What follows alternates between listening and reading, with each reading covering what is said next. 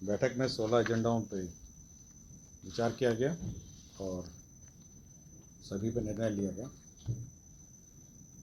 मत्स्य क्षेत्र जहाँ पे हमारे जो फिशरीज़ का प्रोडक्शन है, उस क्षेत्र में बिहार राज्य जलाशय मत्स्य नीति 2022 का पर स्वीकृति दी गई।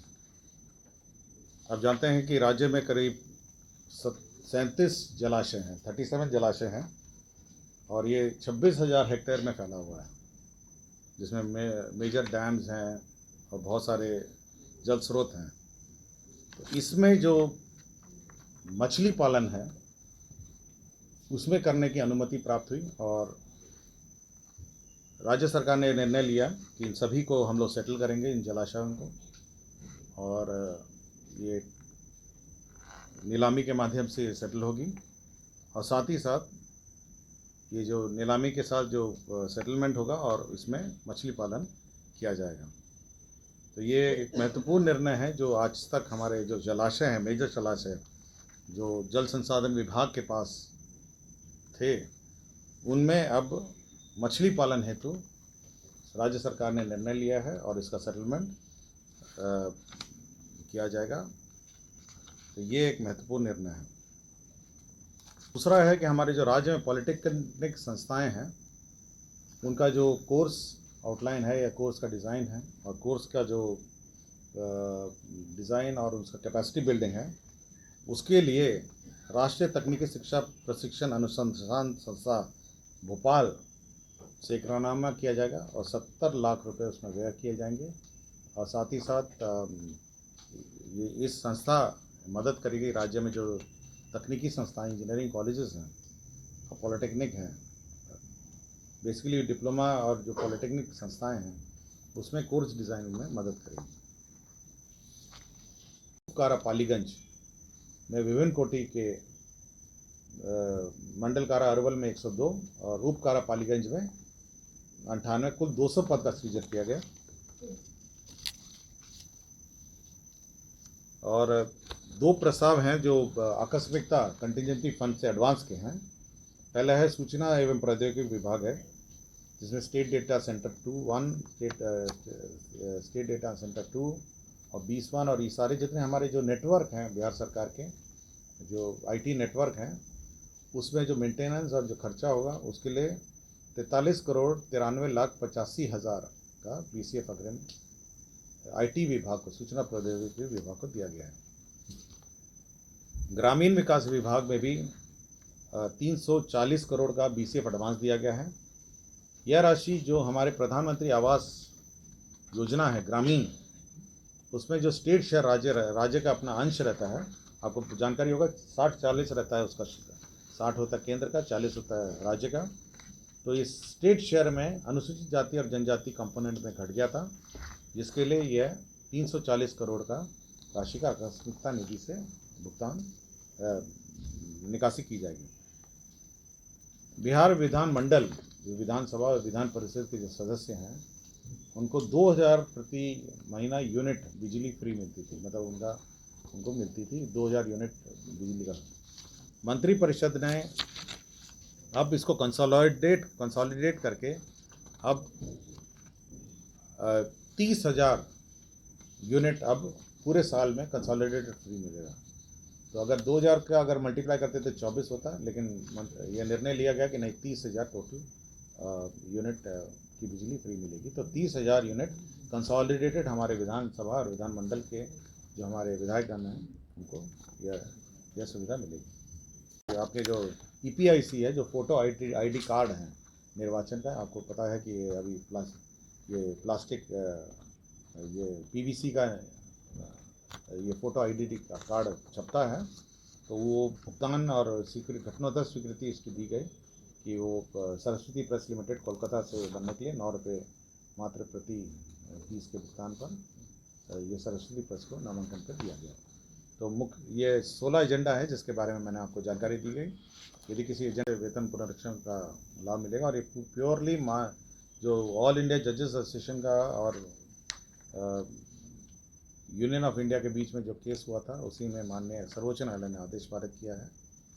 और सर्वोच्च न्यायालय ने यह भी आदेश पारित किया है कि जो बकाया है क्योंकि 2016 से ये वेतन पुनरीक्षण किया जाएगा, तो इसे 3 किस्तों में भुगतान किया जाएगा।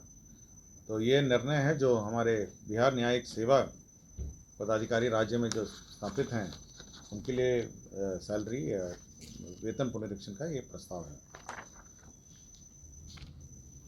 औद्योगिक प्रशिक्षण संस्था में अनुदेशक संवर्ग नियमावली 2018 में संशोधन किया गया है।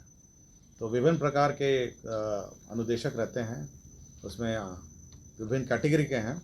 तो एक नया कैटेगरी जोड़ा गया है जो है एम्प्लॉयबिलिटी स्किल अनुदेशक, जो इंग्लिश पढ़ाएंगे, हिंदी पढ़ाएंगे और कंप्यूटर का थोड़ा ज्ञान देंगे, और जो एम्प्लॉयबिलिटी इंडेक्स है जो हमारे स्टूडेंट्स का, जो एम्प्लॉयमेंट, ताकि एम्प्लॉयमेंट हो सके, उसके लिए ये अनुदेशक रहेंगे जो हर ITI में रहेंगे, सरकारी ITI में, और ये उनको पढ़ाएंगे। पद सृजन के कुछ मामले आज भी आए हैं, जिसमें अल्पसंख्यक कल्याण विभाग में नियंत्रणाधीन बिहार वक्फ न्यायाधिकरण में एक चालक का पद का सृजन हुआ। कला संस्कृति एवं युवा विभाग में आपको जानकारी होगा, बुद्ध समय दर्शन संग्रहालय स्मृति स्तूप है, आपको जानकारी होगा, ये वैशाली में ये बन रहा है। उसके लिए 27 पदों का सृजन आज किया गया।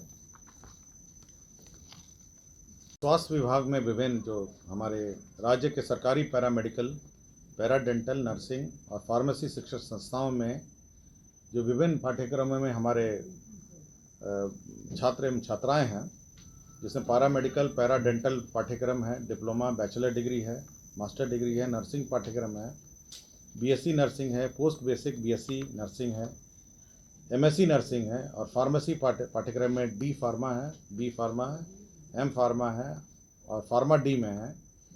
इसमें जो भी इंटर्नशिप कर रहे हैं हमारे छात्र छात्राएं हैं और कंपलसरी ट्रेनिंग में जो होंगे, उनको 1500 रुपये छात्रवृत्ति और इंटर्नशिप का भुगतान किया जाएगा। तो ये एक सुविधा हो जाएगी इन छात्र छात्राओं को जो इंटर्नशिप कर रहे हैं, जो अभी तक इनको कुछ मिलता नहीं था। अब इनको 1500 रुपये इंटर्नशिप अलाउंस मिलेगा, जो ये कोर्स के छात्र छात्राएं हैं। जिसमें संख्या मैं बता देता हूँ आपको।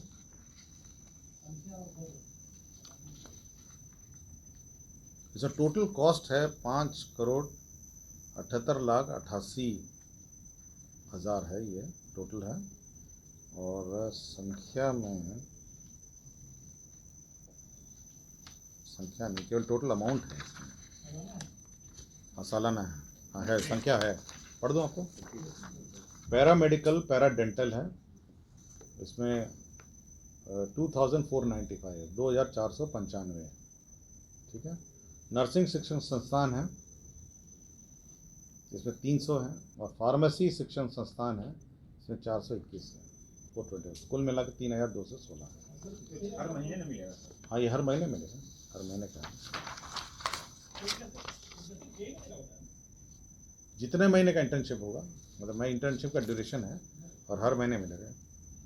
बिहार न्यायिक सेवा के जो पदाधिकारी हैं, आपको जानकारी होगा, ऑल इंडिया जजेस association versus union of India and others एक केस हुआ था। ऑल इंडिया जजेस एसोसिएशन ने अपने जो